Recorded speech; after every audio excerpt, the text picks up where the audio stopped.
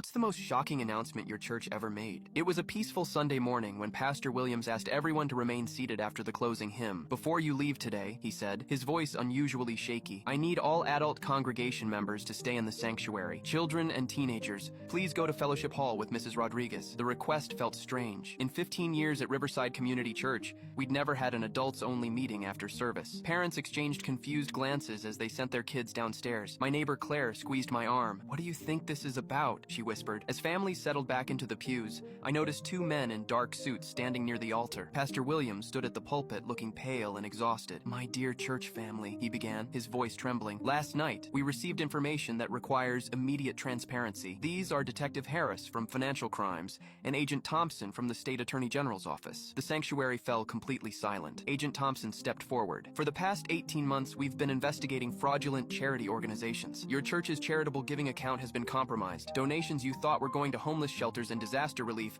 have been diverted to fake organizations and private accounts." Detective Harris raised his hand as people reached for phones. "Please refrain from discussing this until our investigation is complete. We'll need to interview members who made significant charitable contributions." As board members organized interview lists, whispers spread through the sanctuary. When I approached the table, Detective Harris checked my name against a list, then quietly asked me to join a smaller group in the pastor's office. About 20 other members were already there. Agent Thompson closed the door. "Your names appeared on a premium donor list. Your larger contributions were specifically tracked and redirected. My family had been donating generously, especially after my father passed and left us an inheritance we'd been giving monthly. Everyone in this room had participated in the Legacy Giving Circle that Pastor Williams' daughter had started last year. An hour later, Pastor Williams returned to the sanctuary, looking like he'd aged a decade. "The investigation has identified those responsible for stealing from our charitable funds." His voice broke. "We've arrested Thomas Henderson, our church treasurer for the past 5 years." Shocked gasps filled the sanctuary, but Pastor Williams wasn't finished. Tears streamed down his face. "We've also arrested my daughter, Rebecca Williams Henderson, who coordinated our charitable outreach programs, and my son-in-law, David Henderson, who managed our online donation system." The sanctuary erupted. Rebecca, the enthusiastic woman who'd organized our mission trips, who'd convinced us to increase giving because every dollar saves lives. The family that had administered our charity, the treasurer, the pastor's daughter, and her husband, had systematically stolen donations meant for disaster victims and struggling families. Pastor Williams collapsed into his chair. "They stole over $340,000